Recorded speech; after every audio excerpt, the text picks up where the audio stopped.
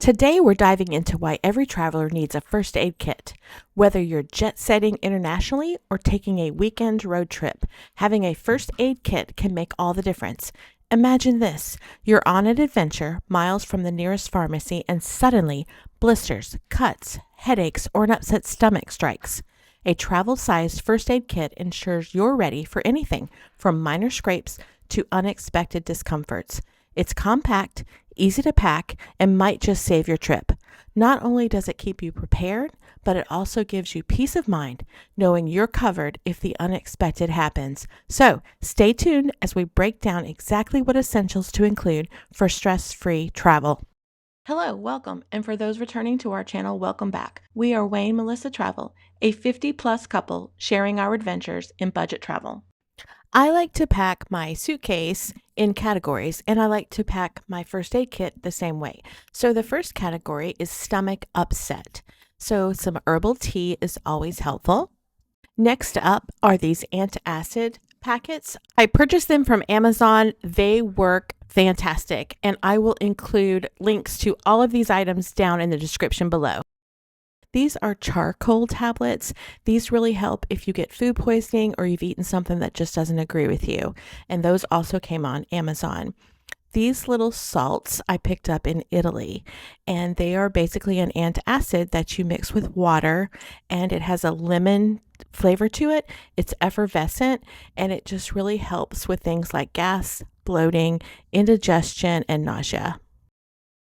This trifold medicine holder I picked up on Amazon. I leave it flat so it fits in my first aid kit easier, but everything from Benadryl to Imodium, Tylenol, sleeping medication, allergy medication, Dayquil, NyQuil, whatever you normally take, even supplements will fit in here, and it's just a real convenient place to hold everything.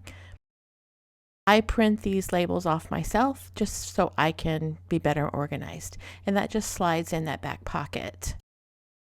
The next category is going to be bug bites. So this is some anti-itch. You just rub that on the mosquito bite and it really helps. The next thing I have is this helps with headache and muscle pain. This is an essential oil. I also picked this up at Dollar Tree. This next little pouch holds some medication for if you have something more than a cold, if you think you're getting the flu, if you are having motion sickness, if there's some Sudafed. It's just if your cold has kind of gone to the next level. And this is a French product that I bought on Amazon, and this is something you need to take, kind of like a Tamiflu. You would start taking it as soon as you started showing symptoms of the flu. And these are simple over-the-counter motion sickness. I don't get motion sick a lot, but if you're on a bus going through a super hilly or curvy area, you may want to take something like this. Some people get motion sickness on a plane, and some people even get motion sickness in an Uber or taxi. And then cough drops. Cough drops are always a good thing to have, whether you have a sore throat or a cough. Sometimes if you have a stuffy nose, a cough drop can just help you feel better. These silicone pouches are fantastic for medication, jewelry, snacks. They just come in handy. This next little kit is the first aid kit I had. It came from Dollar Tree. It's in this little plastic bin, and I've added some things to it over the years, and that's what I'm going to share with you today. Breathe Right strips. Those are wonderful to have. They keep your nasal passages open so you can breathe easier. These Bins wipes, they're DEET. So if you're somewhere where you're going on an adventure or you're going around water where mosquitoes might be and you don't really want to carry bug spray, but these little wipes are handy to have.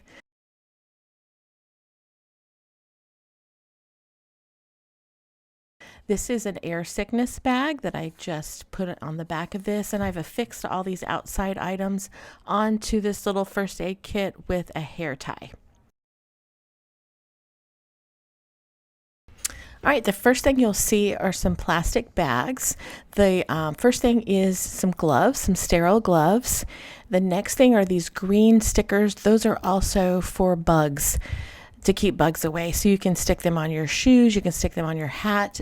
It's just another form of insect repellent. It's just something simple you can do. It's a non-liquid to help keep insects away from you when you are traveling. I think they work well for like gnats and mosquitoes and things like that. I wouldn't take them to the Amazon. This is moleskin. It has adhesive on the back. This is great if you get blisters. You will just put that over the blister and that will keep it from rubbing against your shoes or your clothes or whatever. This is liquid skin. It's kind of like super glue. When you have a small cut or a gash, it will seal the skin up until you have time to go have it looked at by a medical professional. These are alcohol wipes. This is something you would do to just sterilize the area before you treated it with either a bandage. I have an assortment of bandages. These gauze plugs, these are used if you have a nosebleed. They're very helpful. Sometimes our noses bleed excessively and we can't get it to stop. These will, you can put these up in your nose and that'll keep it from bleeding until you have time to go get cold water or ice or something like that. Then I have a bag of assorted sized bandages. I would recommend using fabric bandages, latex bandages, waterproof bandages, different sizes and different shapes.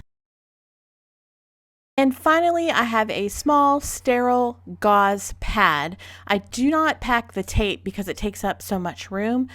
But my husband does carry duct tape in his bag, so you could use duct tape for this, or you could use bandages and just seal the duct tape down. So tell me what I'm missing. What do you guys put in your travel emergency kit?